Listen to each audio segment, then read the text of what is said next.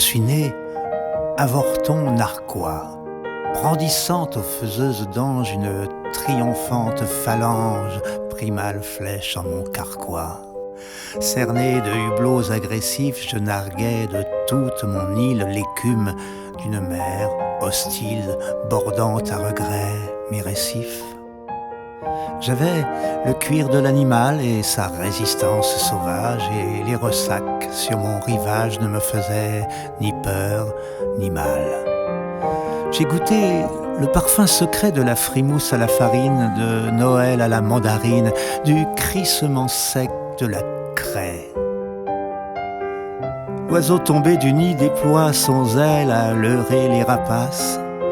Il trouve l'issue dans l'impasse d'une vie sans mode d'emploi.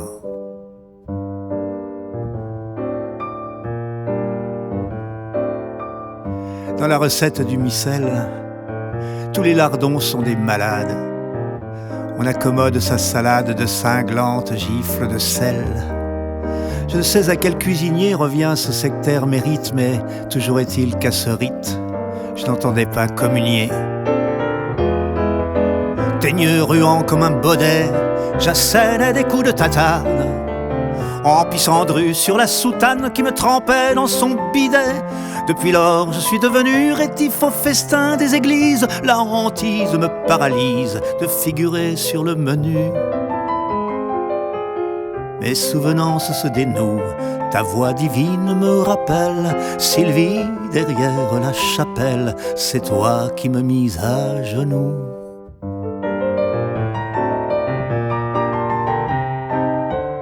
Mélange subtil et savant, taches d'encre et de confiture, les pleins, les déliés, les ratures, les jupes des filles, le vent. Je musardais, clopant, clampin, par le chemin des écolières. La perspective cavalière rangeait les pignons des rupins. Un bouquin me tournait le dos dans la vitrine du libraire. Parfois un chaland téméraire me les feuillait comme un cadeau. S'offrait le frisson sensuel, troublait le moulin de mes rêves. Je babillais des mots sans trêve, Don Quichotte perpétuel. L'Odyssée, la gare des Michards, la balade en Petit Larousse, le sergent-major dans la trousse, moi je frimais comme un Richard.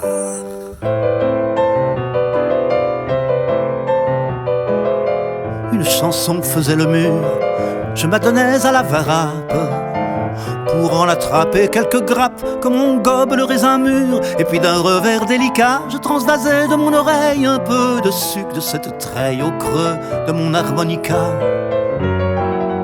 Je crois à l'ombre d'un piano, bissextilement chez la mer. Sur quelques miettes éphémères, je picorais comme un moineau.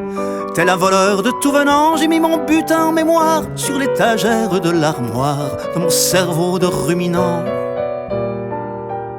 De ces refrains cambriolés, ces notes d'apprenti corsaire, me viennent ces chants de faussaire.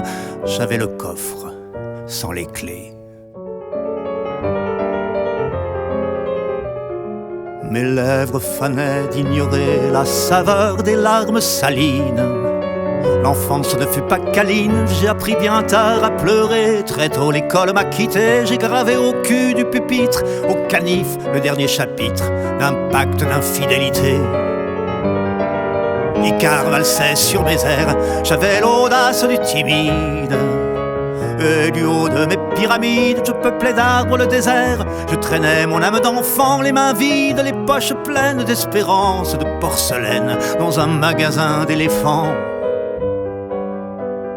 De l'ambroisie des beaux discours aux implacables forfaitures, j'ai vite saisi l'imposture des roitelets de basse-cour.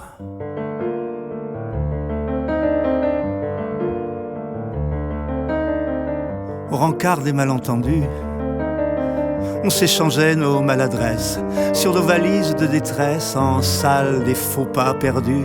D'un souffle, un regard effleuré, une caresse buissonnière, on feintait l'art et les manières d'avoir l'air de s'être égaré. C'est l'inconnu qui nous étreint, nous voilà du même voyage. On a loupé des aiguillages, mais on est dans le même train. On ne sait pas ce qu'on bâtit, mi-architecte, mi-manœuvre. Et pour façonner son chef-d'œuvre, on doit inventer les outils. Ton beau jardin m'a cultivé, fertile, foisonnant, prospère. J'étais un père sans repère, les enfants m'ont bien élevé.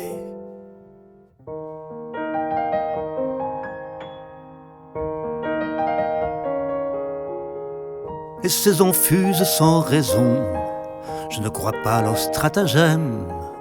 J'improvise le temps que j'aime, jusque derrière l'horizon. Je demande leur nom aux fleurs, infatigable autodidacte. Dans ce théâtre sans entr'acte, je siffle le fil du souffleur.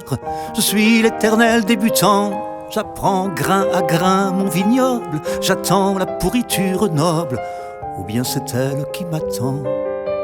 Je vendange le fruit nacré quand sa moisissure est tardive. Et chaque jour je récidive, chaque jour il est plus sucré. À l'été de la Saint-Martin, la fou peut s'armer de patience avant de ramener sa science. La vie commence ce matin.